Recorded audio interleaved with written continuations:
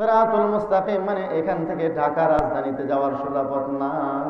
সিরাতুল মুস্তাকিম ওই পথকে বলে যেই পথে চললে গোমরাহির থেকে বাঁচা যায়। সিরাতুল মুস্তাকিম ওই পথকে বলে যেই পথে চললে হিদায়াত পাওয়া যায়। সিরাতুল মুস্তাকিম ওই পথকে বলে যেই পথে চললে জাহান্নাম থেকে বাঁচা যায়।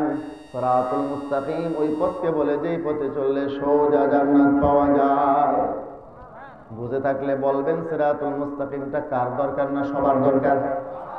রব্বুল আলামিন বলেন, ও আমার বান্দা বান্দিরা, অনেক পথ অনেক কথা তোমরা আমার কাছে চাও, অনেক প্রার্থনা আমার কাছে করো, তোমাদের জন্য সবচাইতে প্রয়োজনীয় আর দরকারি বস্তুটা তোমরা চাও, আমি তোমাদেরকে শিখিয়ে দিই। বলো ইহদিনাস সিরাতাল মুস্তাকিম।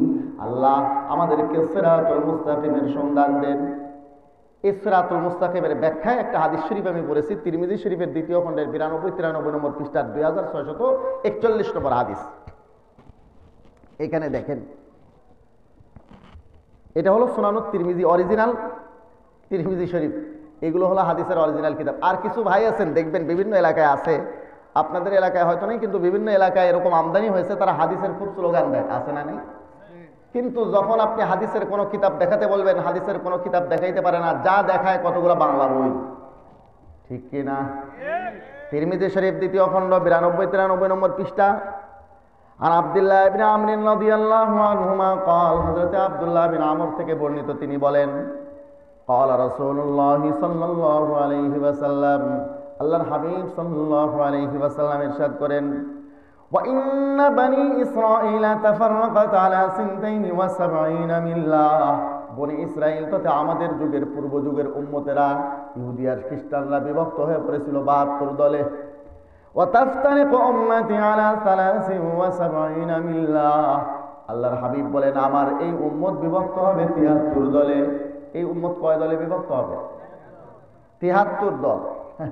আমাদের অনেক ভাইরা, মুরব্বীরা, সাধারণ মুসলমান ভাইরা বলে, হুজুর এক এক মৌলবী সাহেব এক এক রকম কথা বলে, আমরা সাধারণ পাবলিক যাই কোন দিকে? একজন আসিয়া বলে নবী নূরের তৈরি, একজন আসিয়া বলে না নূরের তৈরি না, একজন আসিয়া বলে মিলাদ কিয়াম করো, আর একজন আসিয়া বলে না করিও না, একজন বলে আমিন জোরে বলো, একজন বলে না বলিও না। আছে না নাই? একজন বলে নায়িকার দিকে বিসমিল্লাহ বলে তাকাও, আর একজন আবার মানা করে। এক একজন এক এক কথা বলে না। আমরা সাধারণ পাবলিক যাই কোন দিকে? কিন্তু আল্লাহ রসুল বলেছেন এই উম্মতের মধ্যে দল হবে 73টা। কয়টা দল? দলই যখন 73টা হবে, কথা কি 1-2 রকম হবে না, 73 রকম হবে। কথা হবে 73 রকম। প্রস্তুত থাকেন, মাথা ঘুরাইলে হবে না। নিজের সন্তান বলে স্বীকৃতি দেবেন না, শুধু নিজের ছেলেকে। এই কথাগুলো যদি আমরা বুঝি, তাহলে এই হাদিসও বুঝবো। আল্লাহর হাবিব বলেন দল হবে 73টা। ইসলাম পালন করা নিয়ে আকীদাগত মতপার্থক্যের কারণে মুসলমানদের মধ্যে দল হবে 73টা, কিন্তু সঠিক দল আমাদেরকে চিনতে হবে। যেরকম নিজের পিতা ছাড়া অন্য কাউকে বাপ ডাকি না, নিজের সন্তান ছাড়া অন্য কাউকে ছেলে বলে স্বীকৃতি দেই না, ঠিক এরকম ভাবে হক দল ছাড়া বাতিল দলের পিছনেও আমরা দৌড়াবো না।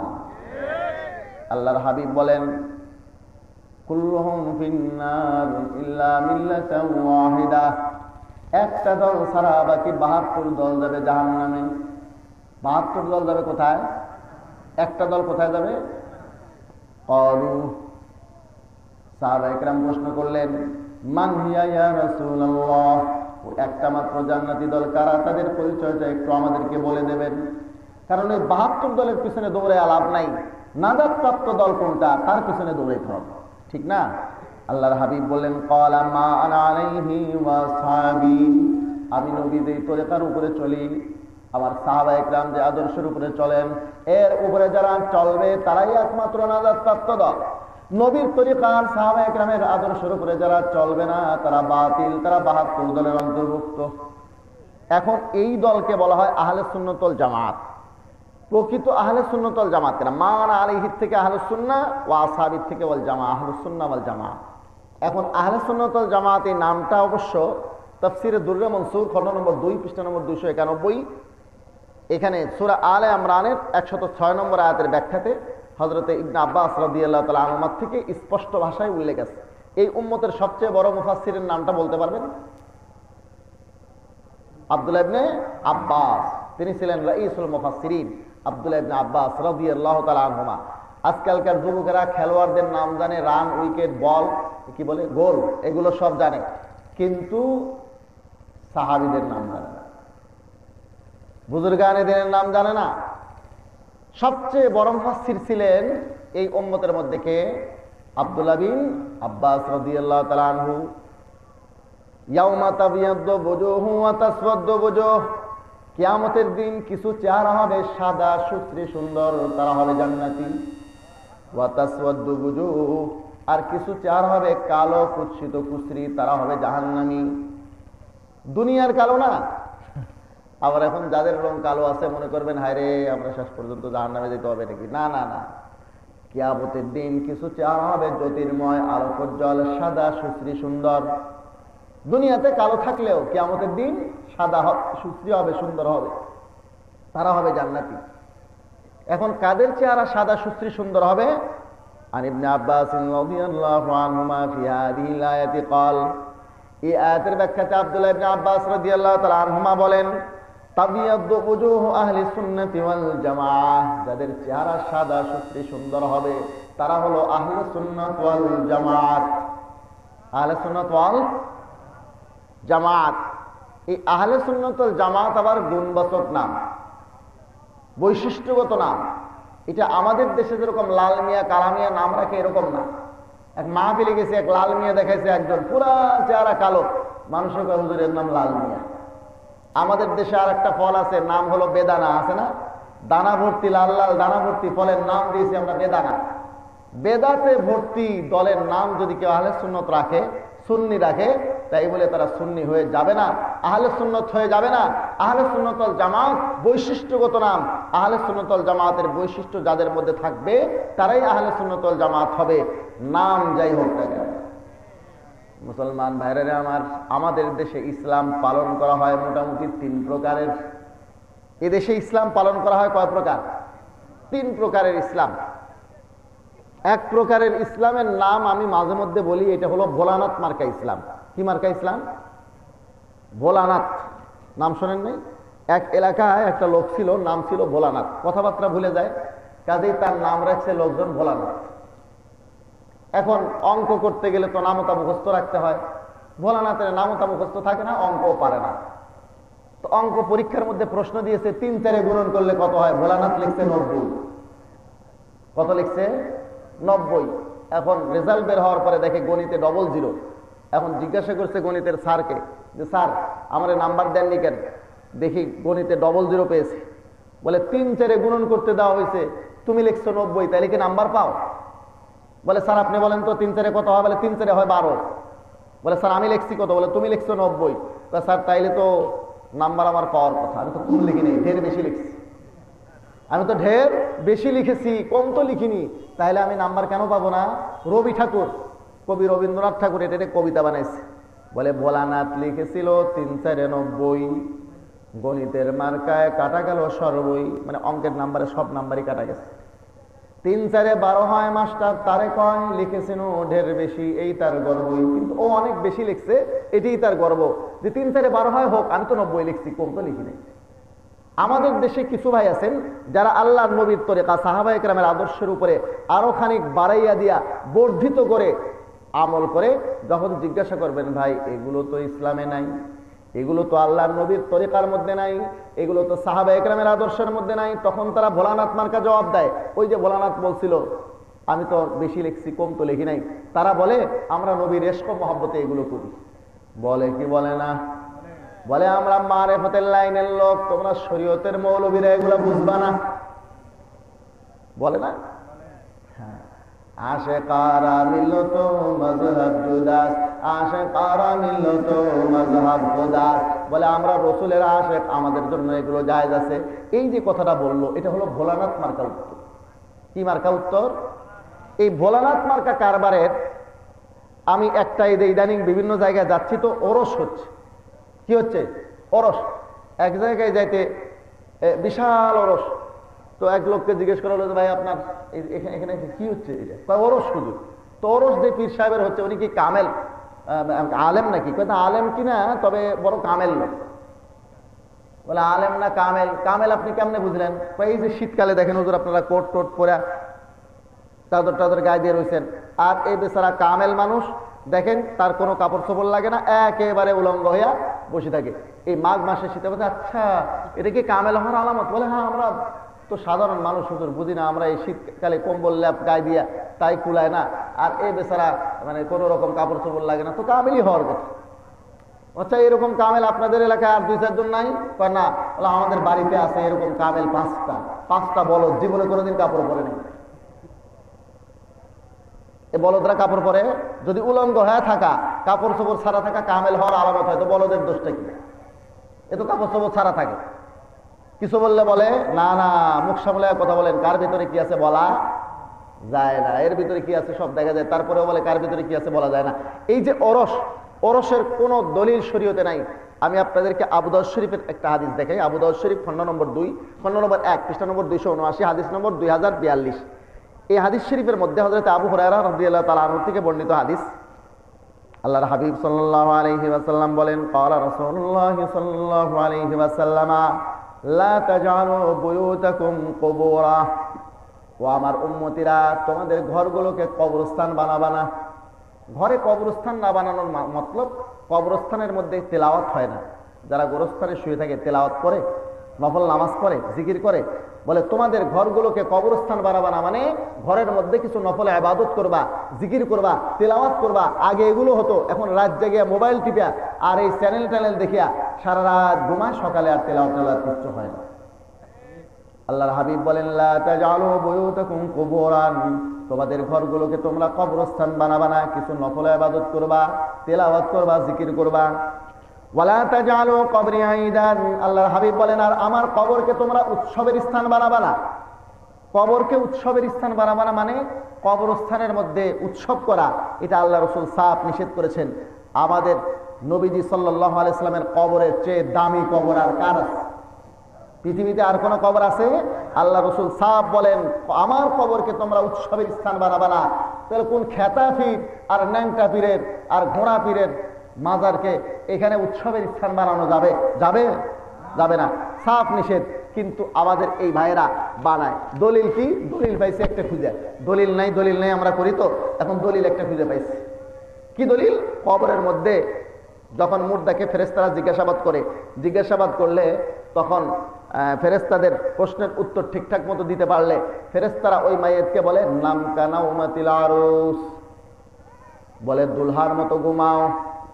ও মুর্দা, তুমি দুলহার মতো ঘুমাও, তোমাকে একমাত্র তোমার প্রিয় ব্যক্তি ছাড়া কেউ জাগাবে না, দুলহার মতো ঘুমাও। এই যে আরুস শব্দ থেকে তারা অরসে চলে গেছে। কোথায় বলল মাইয়েতকে তুমি দুলহার মতো ঘুমাও, আর সেখান থেকে চলে গেল অরসে, কুলহুত থেকে কারবালা। কে বলে বলছিল, ভাই আপনার নাম কি? বলে আমার নাম আব্বাস। বলে তাহলে তো আপনি আমার মিতা হয়ে গেলেন। বলে কেন? বলে আমার বাড়িতে আছে এক ডাব গাছ। এর নাম আব্বাস, ওর বাড়িতে আছে এক ডাব গাছ, মিল হলো?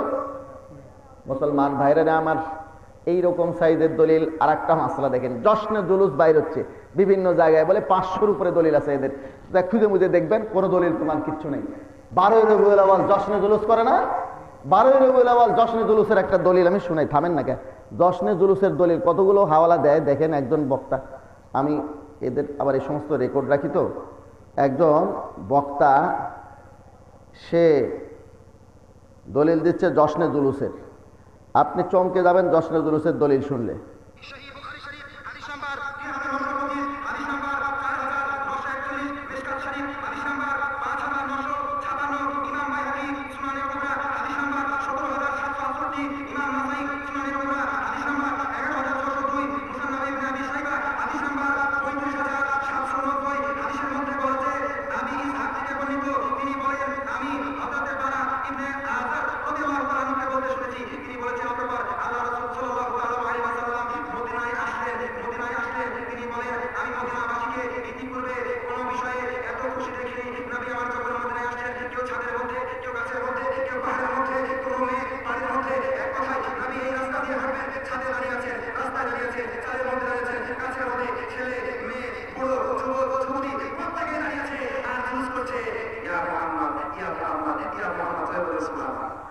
জুলুস করছে, জুলুস র্যালি করছে, আর আজকে প্রমাণ চাইছো? হাদিস দেখে এটা হলো জুলুসের দলিল। জশ্নে জুলুস মানে 12 রবিউল আউয়াল ঈদে মিলাদুন্নবী উপলক্ষে আনন্দ মিছিলের দলিল দিল।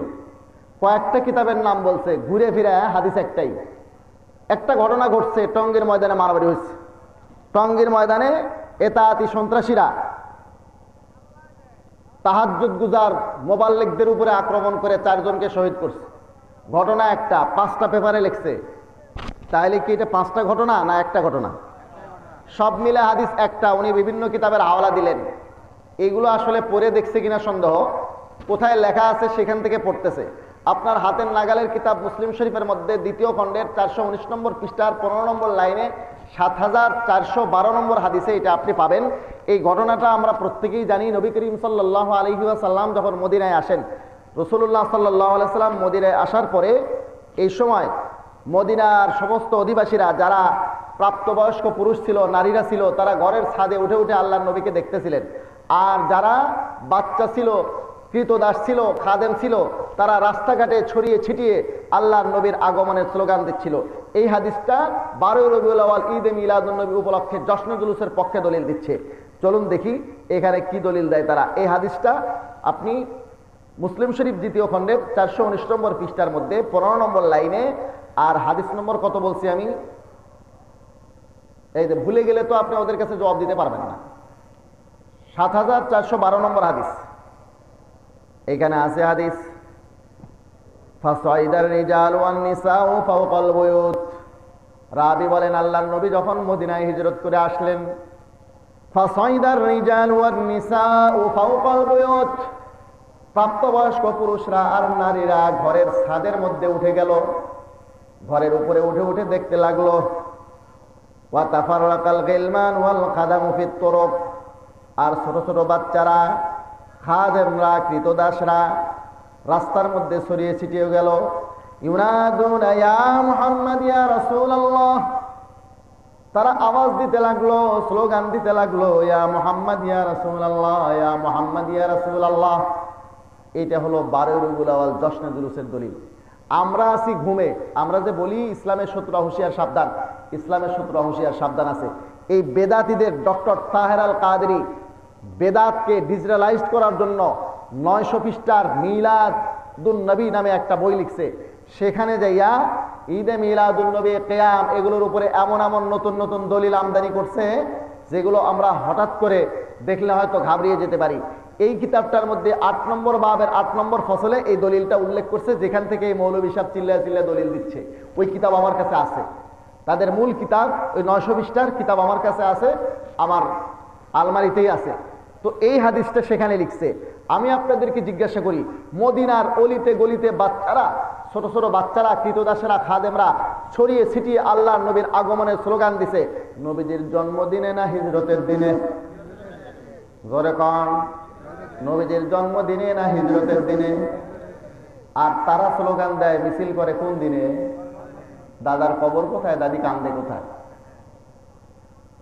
2 নম্বর, বড় বড় মানুষেরা এই মিছিল করছে না ছোট বাচ্চারা? এখানে তারা যে মিছিল করে, বাচ্চারা করে, কৃতদাসেরা করে না বড়রা করে? তো তোমরা বাচ্চাদের দলিল দিয়ে বড়রা করো কেন?